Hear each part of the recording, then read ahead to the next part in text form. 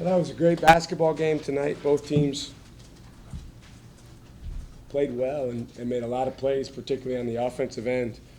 Uh, we're getting a heck of an introduction to the Atlantic 10 with these last three games, and obviously it doesn't show any signs of stopping. Every team we play is coming at us. Every team we play is going to give us their best shot, and I thought our guys showed a lot of resolve at the end of the game when we lost a lead and St. Joe's was making big plays. Darius led the way. He was phenomenal tonight. If it wasn't for him, we had no chance to win. I thought he was terrific. Did everything that you want a senior guard to do. Questions for Coach? Was this the best game you coached in this building since you've been head coach? The best game? I don't know. You have to ask the fans if it was the best game. For you as a coach? No, not even close for me. I mean, we did not play our best game. It was an exciting game, and, I'm happy that we won. But I think when we watch the tape, there's a lot of things that we're going to see and want to do better. But I'm glad our guys made the big plays that we needed to make at the end. Shaka, talk about Darius. He often doesn't take 18 shots in a week, 2 weeks. Mm-hmm. Just his recognition that was open and continuing to take it when it was available. Yeah, they on the ball screens, he was able to turn the corner. Mike Rhodes did the scouting report. One of the things he said to the guards is he said, you need to get downhill on the ball screens. And Darius did a great job getting downhill almost every time and getting to the rim and making some nice plays. He made some great passes, didn't turn the ball over all night. He was terrific. And, he was playing, he was playing with a very, very clear head and a sense of urgency for winning. There was nothing else on his mind besides doing what it takes for your team to win. And I think when we have guys that do that, when any team has a group of guys doing that, then they're going to be really good. Were you surprised by how easy that layup to tie it at the end of regulation looked? No, he got that layup all game. So, and Darius is known for late game heroics. He's known for making big plays. I wanted to get the ball in his hands a few possessions before when Rob shot a deep three, but we didn't keep running the play to get it back to Darius. So, no, I wasn't surprised. He also said that if Troy was 0 for 20, he would have wanted him to take that three-pointer. Yeah, he's a great shooter. He got a little neurotic tonight. And I probably didn't help. I was on his butt about some defensive miscues. Troy's a guy that unfortunately he doesn't have a lot of arrogance. So we got to build him up and make him believe that he's the best, even if he misses 100 in a row. But he stuck that one in the corner, which obviously proved to be a difference maker. Did you have a set play on the last thing, or was that just you put it in the ball in the hands of the create? For Darius? Yeah. Yeah, it was a double ball screen up top, but he never even got to the ball screen. We as we say, he turned down the screen and was able to go right to the rim. What were your impressions of Jones and Galloway? They were terrific. I thought they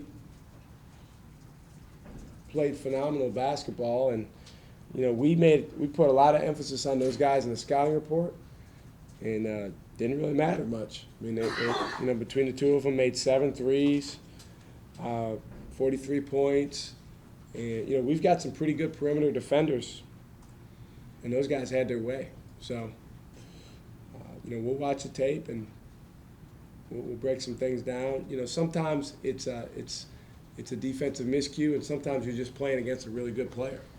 And I think tonight, on a lot of those plays, they just rose up and made some big plays. I mean, Galloway banked in a 25-foot three at the shot clock.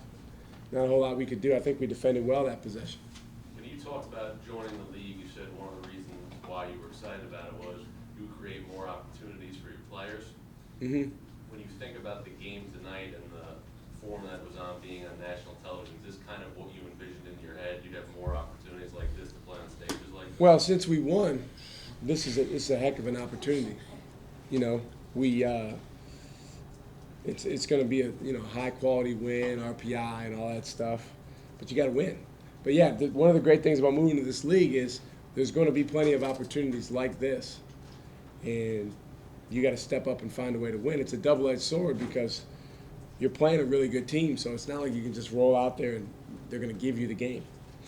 Shaka, talk about how Trey kind of took over at the beginning, especially at the beginning of overtime. He had a nice pass to Reddick to start things. Yeah, he's a good player.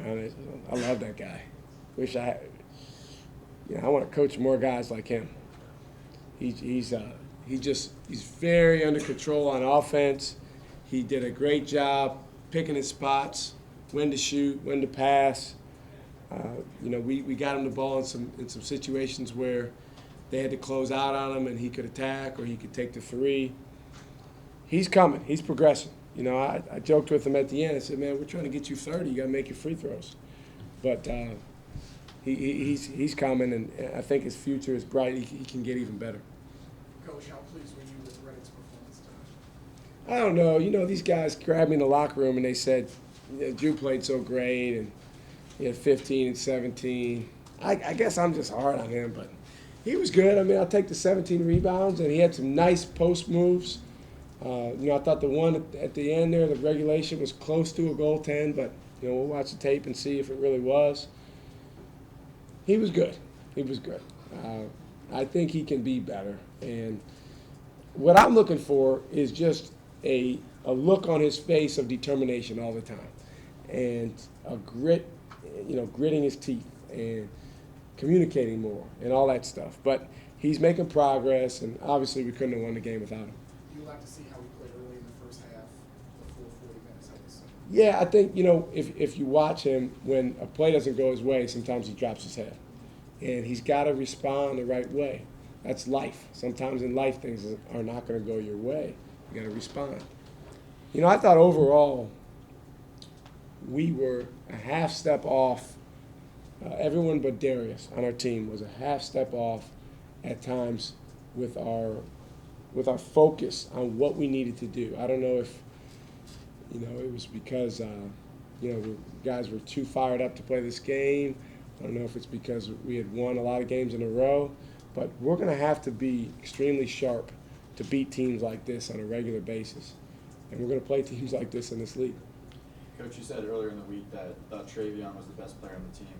How much was tonight a statement for him that he's not only VCU's best player, but a very good player in the A-10? Well, I mean, we got a lot of good players, and, on any given night we got a lot of guys that could be our best player. I think Trey offensively can score in so many different ways, but this was just another good offensive game for him.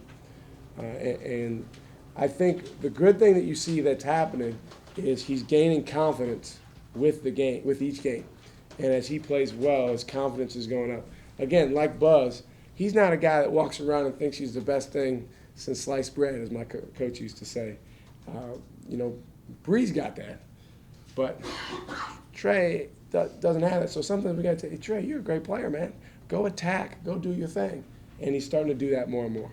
Coach, how impressed were you with the play of the sixth man, so to speak? It's a 9 o'clock weeknight game. The crowd? Phenomenal. I thought the crowd was awesome. There's an extra buzz in the building now that the students are back. But I thought our crowd was terrific. And, I haven't been outside, but they say that the weather is rough. And I just really appreciative of everybody braving the weather and getting here and being here for a late game. It makes all the difference. We don't win this game tonight if it wasn't for, a phenomenal crowd like the one we had tonight. So we're lucky. We're very, very fortunate to have the following that we have and to every night be able to take the Siegel Center floor with that type of fan support.